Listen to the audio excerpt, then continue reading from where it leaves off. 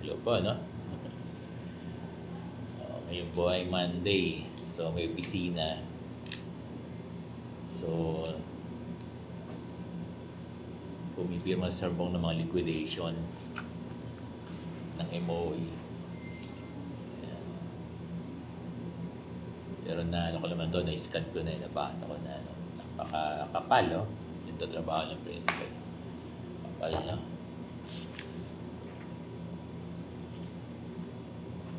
Basta po kayo. Nasaan po ba yung mga guro natin ngayon? Uninterrupted ba kayo? Pero yung mga school, mga teachers naman, di rin naman di ba, nakakatiis. Pupunta rin kayo sa school, di ba? Kasi namimiss nyo rin yung principal nyo. Di, joke lang. Yan. So,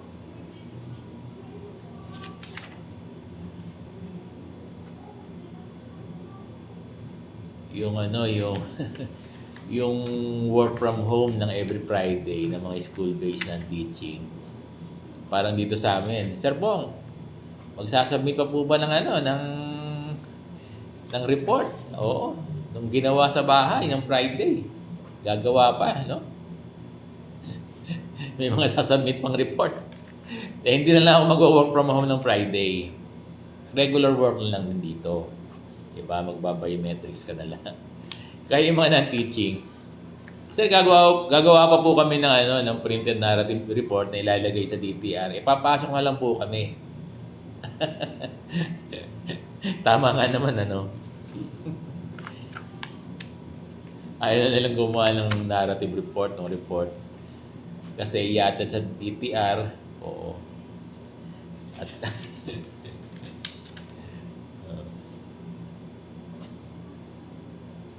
paano nga naman yung mga utility, anong gagawin nila? Kaya papasok na lang sila, yung mga janitor na DepEd item, no?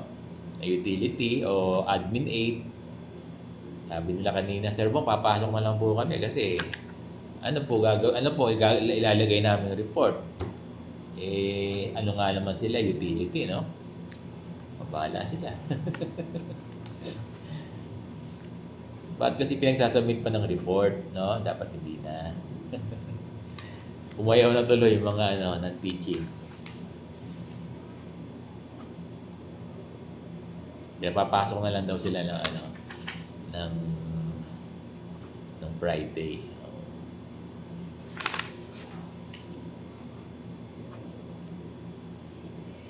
Basta po kayo, nakita ko na to pinipirmahan na lang natin, pinipirmahan, liquidation ng MOE.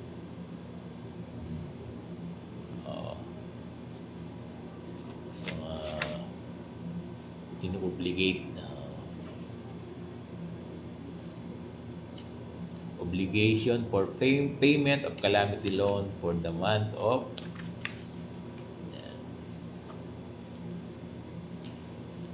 kumusta po yung mga guro natin? Wala pa kayong medical, no? Dami. Luzon, Visayas, Mindanao,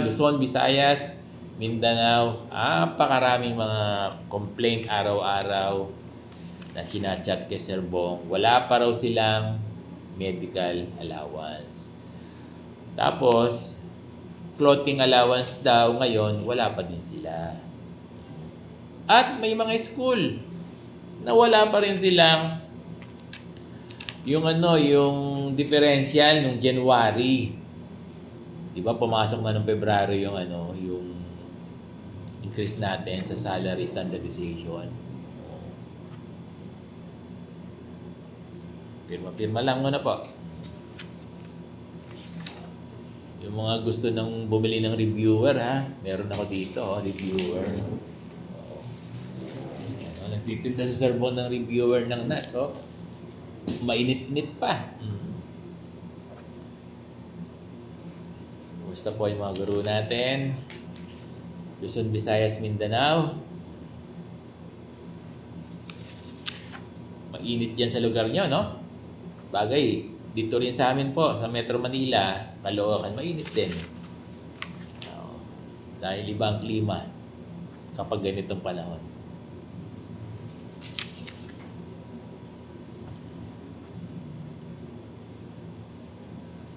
Kamusta po? Kamusta po?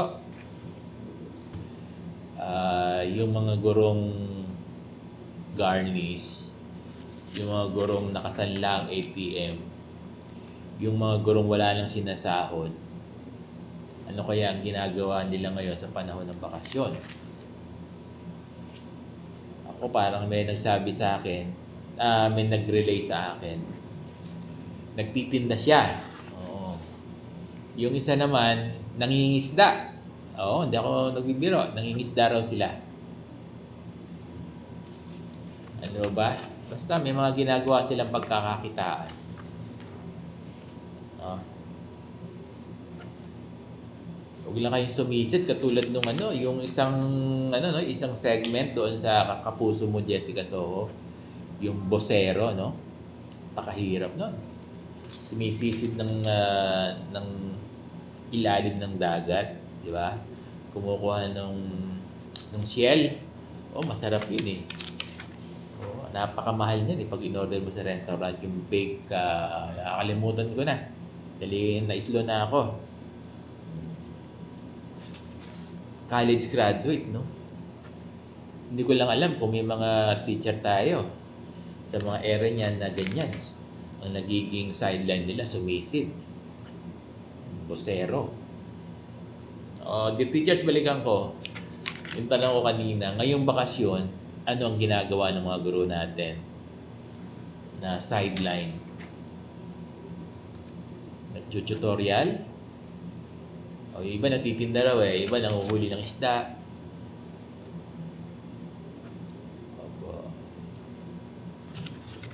Kasi dapat pwedeng i-take advantage no? Yung bakasyon ngayon. Pwedeng i-take advantage ng mga teacher para kumita ng pera eh.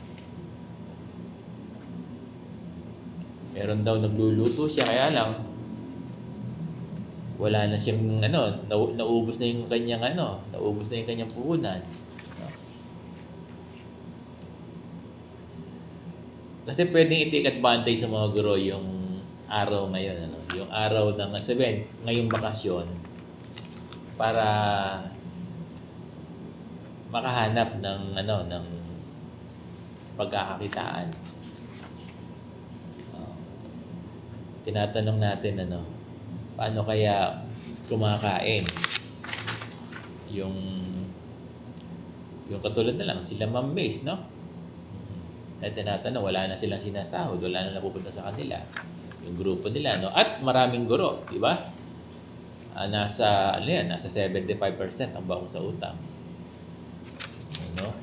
Talong natin doon sa mga nakasanlang ATM, paano sila kumakain? Paano sila nabubuhay?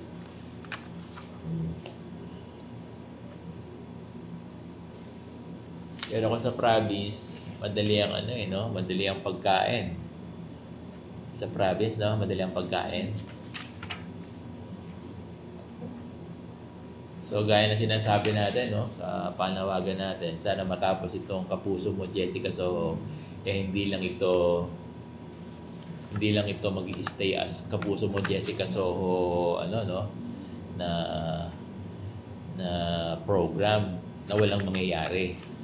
Dapat, ang hinihiling natin sa ating DepEd Secretary, dapat may mangyari, no? Gaya yung sinasuggest ko, na baka po pwedeng over the counter na lang yung mga medical allowance, yung mga benepisyo ng ating guro.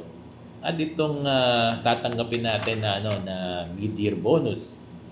Biro mo halos 30,000 din ito, no? Para sa mga teacher 1. So Sir Bong, siyempre, P4 ako lang namang alam niyo naman 'yan. 'Di ba? So kung itong mid-year bonus ay papadaanin na lang over the counter, maraming guro ang matutuwa. Maraming guro ang matutuwa. Sana ma-consider ng ating DepEd Secretary na isa sa maging aksyon niya, magsimula na nitong mid-year bonus na ibigay na lang ng over the counter sa mga gurong gusto ng over the counter. Yung ayaw, wag. Kasi siyempre mas accessible sa kanila yung ATM. So, dyan lang po kayo, dear teachers, para lang tayo nagla-live broadcast.